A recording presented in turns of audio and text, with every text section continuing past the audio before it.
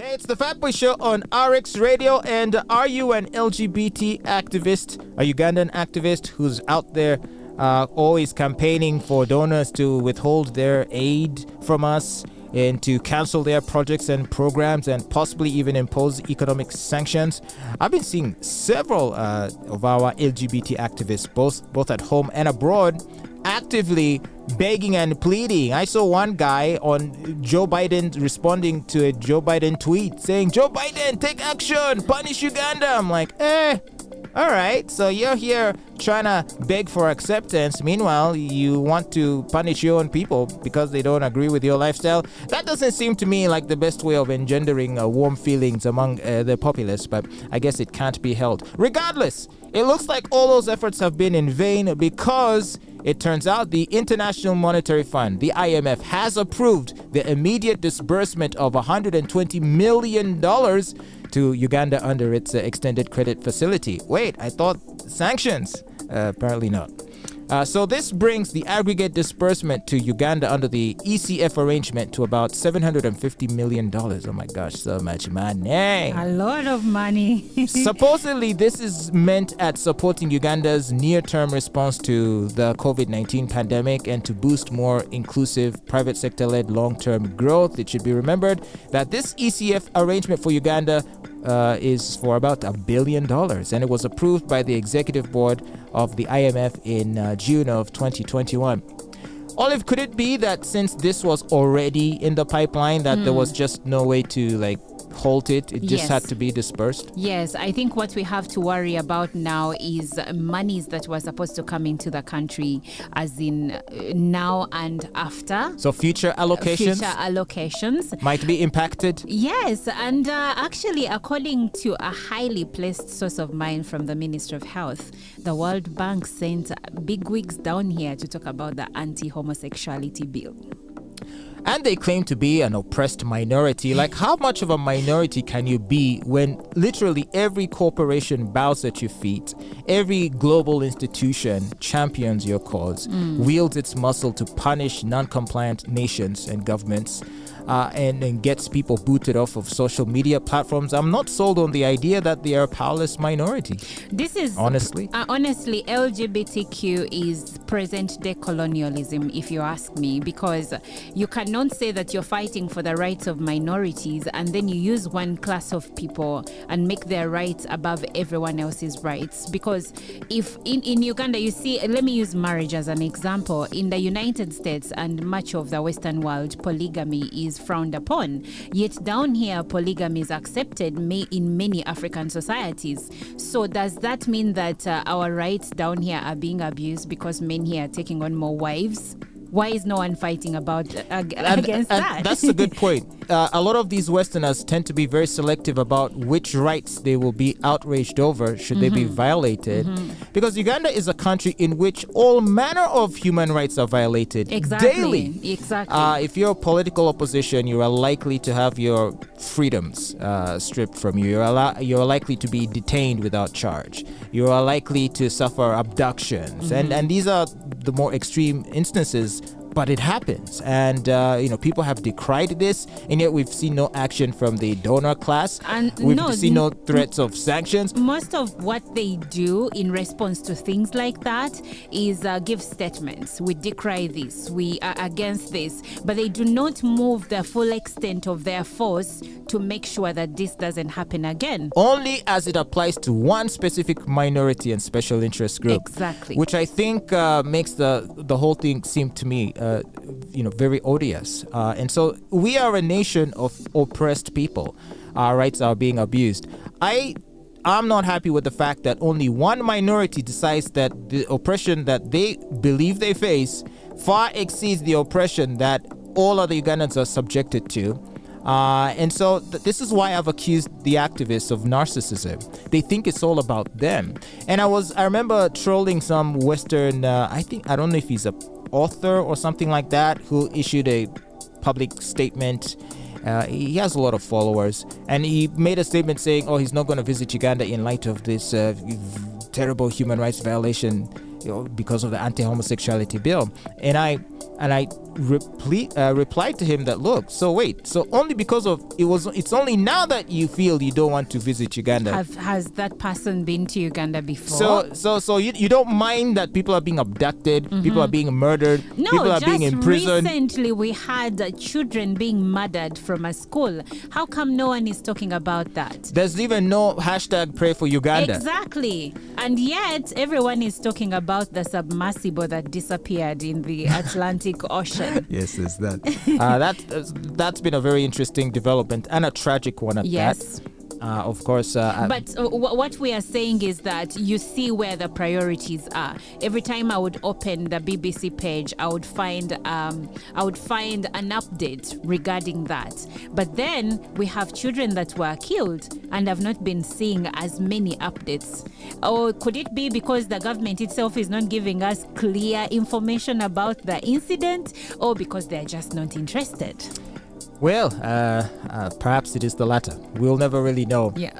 But I guess we'll have to wait and see if future disbursements of funds and aid will be halted, because I would guess that if there are going to be any changes, those are changes being discussed now. They are being for future disbursements. Exactly, they are being discussed now, but also there is a petition in court, so we need to also wait and see how that is going to pan out, whether the act will stand the time of day or it will be overturned. Only time will tell. Well, speaking of the act, I did see a statement that was published by the the head of public health, the Director General of Health Services. That is Henry Mwebesa. Yes. All right. So in a letter that he published on the 5th of June, early in the month, he wrote a directive ordering that a provision of services should be to all people without discrimination. He says the Ministry of Health therefore reminds all healthcare workers and stakeholders about the above national commitments and reiterates the following: not to deny services to any client who present themselves for services, not to discriminate or stigmatize any individual who seeks healthcare services for any reason, gender, religious, tribe, economic status, social status, or sexual orientation. That is significant. That is significant, and I like that stance, because the LGBT activists were saying that now they are going to be denied services, that they are going to die, that they are going to be beaten. I read some of the statements they made with the CNN, and I was like, really? You guys? You're exaggerating this, because no one really cares. Well, I kept telling you CNN is fake news. Now you believe.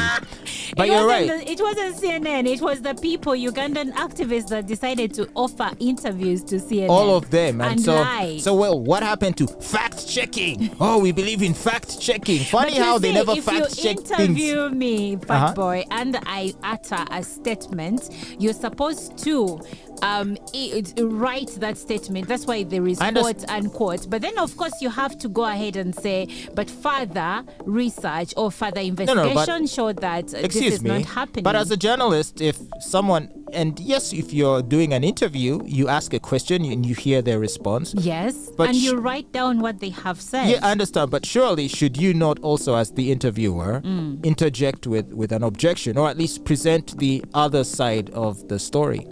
To say, however, your detractors say, or according to a circular issued by the ministry, it says the following. How do you, you have to present the other side rather than to just give these people a soapbox to stand on and to preach. No, I hear you. What I saw, they have to be interrogated. What I saw was written, so I don't know if the journalists did that, but I think they did. And this statement was issued on 5th June. The accounts I read on the CNN webpage were before that. Okay, well, so there is one activist I interact with. I think he's called Stephen Kabuye or Nsereko, something like that. Anyway, so he tweeted out this letter and said, yeah, we have seen this statement, but it changes nothing. We still know what the Minister of Health said, because Ruth Acheng, on her part, the day the bill was passed, I think basically tweeted out a very affirming message in support of the bill, saying Uganda shall not tolerate homosexuality, all this kind of stuff. And since she's the health minister, I think the activists went with that and said, well, you see, if we now even the national health minister is discriminating against us, so now we won't even get health services. But the minister of health is not this Mwebesa guy. He's the technocrat. He's the guy who runs the health services. Actually, right? yes, and coordinates the activities. He is the director general. He coordinates, but then all of them answer to the permanent secretary, and that is Diana Atwine. But it's still the case. He can't possibly issue such a directive without getting the approval. Atwine's approval and then the minister's approval. So it changes everything. No one is going to deny LGBTQ people the right to health services. I think what our activists don't appreciate is, and actually, you know what, I think they do appreciate it, but they pretend not to, is that there's a difference between the rhetoric and the actions. They must understand that Ugandans are all talk. And so they will talk with fluff and bluster if you give them the opportunity to morally, to engage in grandstanding, moral grandstanding. I condemn this, I condemn that. We're good at that. But as far as what we shall do in practice, we tend to be very reluctant to do anything about it. And so our attitude towards homosexuality is that for the vast majority of Ugandans, they will say, if asked, that they don't approve of it, they don't want to see it. They will say that, for sure they will. And sometimes in harsh terms. But very few, if any, are willing to take any action or are even interested in taking any action against LGBT people themselves. Honestly speaking, many Ugandans don't really care. So you're gay, so what? You like men, so what? As in, do your thing, let's do our thing. All that Ugandans are saying is that, please, let there be more to you than your sexuality. Let's have another conversation. When you're a narcissist, you can't help yourself. It can only be about you and your sexuality, which for me is one of the most... it's the most insignificant things about a person. Like how you have sex, how I have sex. Who you decide to have sex with, I don't really care. It says none nothing. Of my business. How is it that you can build an identity around a sexual preference? I've never understood that. Well, the argument is that they wouldn't have to, go all out to tell us about their sexual preferences if we would just be accommodative. Oh, please. I mean, so let's say people who like missionary position, should they also declare themselves to be a group and then march on the streets and have missionary pride? So the problem here is not missionary position. Flags. The problem is, who are you having the missionary position with? Is it a man or a woman? And their argument is, why do you care that I am in love with a man or I'm in love with a fellow woman?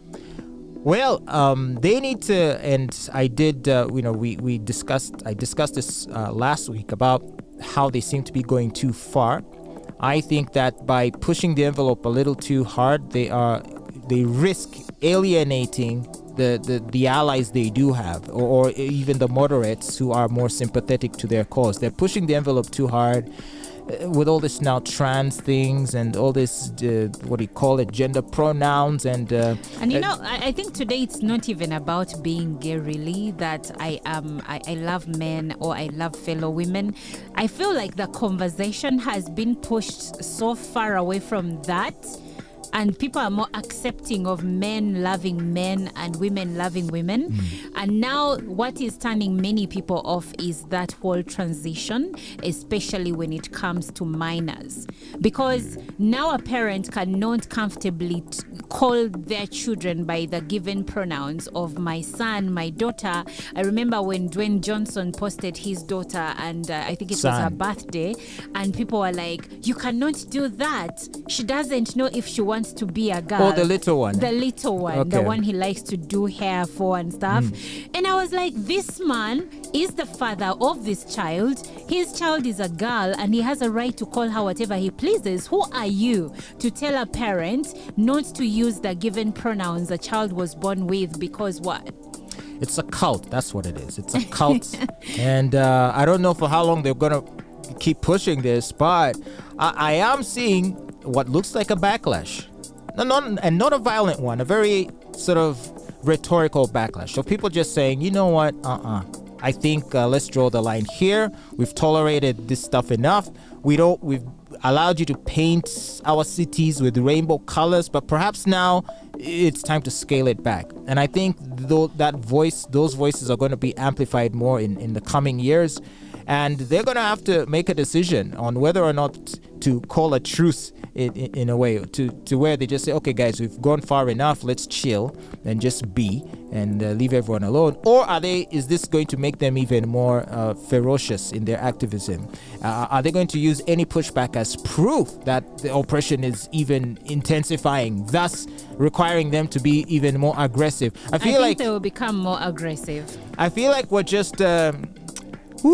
everything is just spiraling out of control, and I can't see it ending up in a very nice place. So I do hope cool heads prevail, and the more sane ones among the activists really need to tell the more radical among them to tone it down, because I don't see this working out in their favor in the long run. At least that's what I think about this.